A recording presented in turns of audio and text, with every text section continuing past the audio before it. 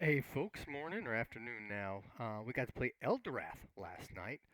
Excuse me, oh my goodness. Okay, uh, so Raymond, every day at noon is contacting to the Undersea Temple.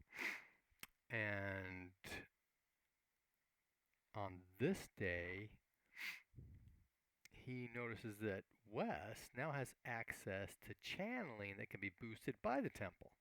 So he goes, hey, and Raymond comes to Wes and says, hey, the temple's showing, you know, this, that, and the other. And Wes explains that, when they went through the path, when he walked the path, when he came out the other end, he had access to this channeling spell is called Nature's Wrath.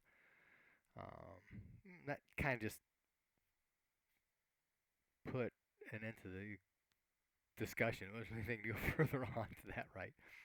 Okay, so we all get together. We're trying to make plans for the defense of the village. And Raymond queries Krim on, how is Rufus doing? Because Rufus has been appointed um, as the defensive leader of the village. He and the tower, that's their job, right? And there's some discussion going on. Apparently, he was a bandit before. And I don't recall this being discussed before. Rufus was a bandit, and he's kind of like paying back his debt to society. Hey, if you want to, go to prison or or start leading the defense for this village, kind of thing. So he's here doing that, and he's a bandit, right? So he doesn't have a whole lot of battle skill.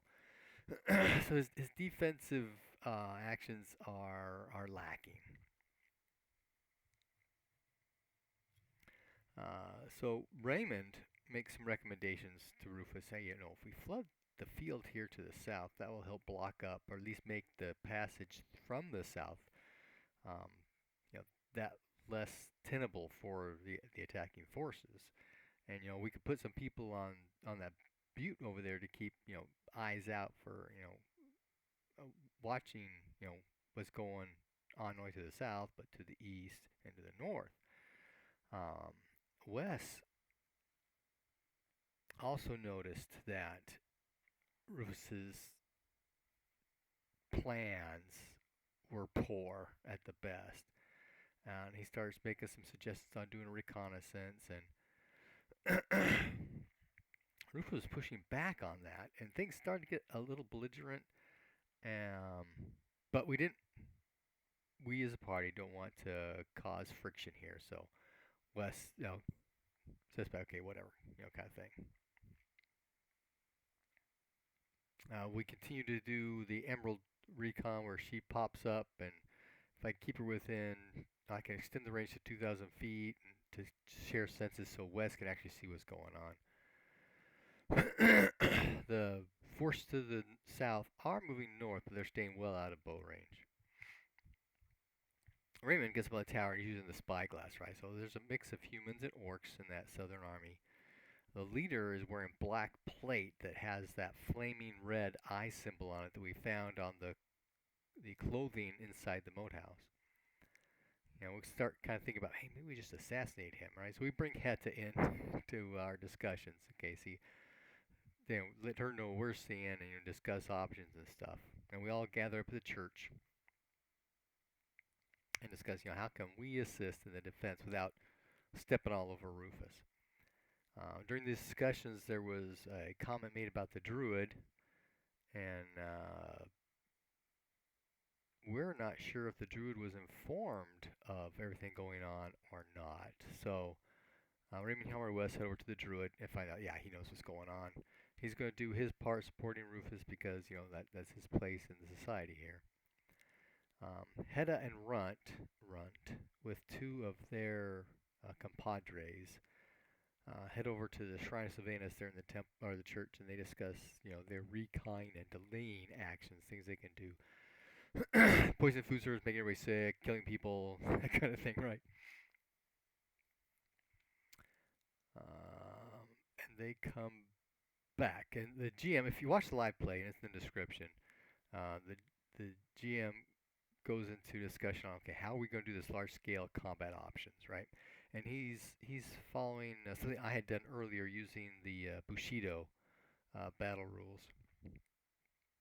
And so, okay, there's the type of force you're participating with, cavalry, heavy infantry, light infantry, or specials, and there's how you're going to conduct yourself. Are you going to be courageous? You're going to be dutiful, or you're going to be cautious? And there's going to be a resolution for the battle overall, and then there's a resolution for each of our engagements during the battle. And each day there are odds and ratios and challenging. There's a command roll for the entire engagement. Then there's each engagement has a command roll, and then each engagement goes until force is reduced to 0. Not necessarily when killed, but that's just the metric that we're using. They have a certain number when down to 0. That's when the engagement ends. Then we go through the outcomes, whether we won, there was a tie, a defeat, or a loss. And then there's secondary effects, events, consequences for each individual based upon their status, courageous, dutiful, or cautious, and the overall engagement status, whether it was a win, tie, defeat, or loss. And apparently there's going to be a skullduggery piece which follows a similar process. So a whole lot of the live play is this interaction, dice rolling, that kind of thing. So day 0 of the battle, investigations go on with Hedda and Runt and their folks. They ID the leadership, but not necessarily who the main leader is. And they were able to get a rough count of numbers south and east, if I remember right. Okay, so Army from the South advances. And we go through like 3 days of battle. So obviously the force from the south we know is to be a distraction force, although Rufus thinks that it's the main attack force and they're not that tough, so he's not too worried. But on day 3, there's an actual attack from the east. But it's only about half the strength that we have estimated from our reconnaissance. During the day 3 battle, Rufus actually is critically wounded, and so his lieutenant kind of takes over and continues Rufus's intent on how things are done. Raymond tried to step up. Wes even stepped in to give me some suggestions to the lieutenant. So did Krim, but none of that went well.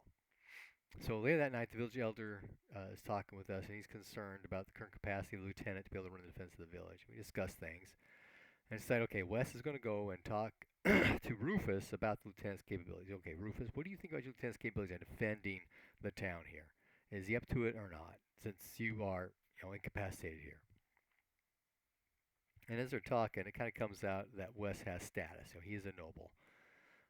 And once that's established, Rufus begins to do his, scraping and bowing kind of thing.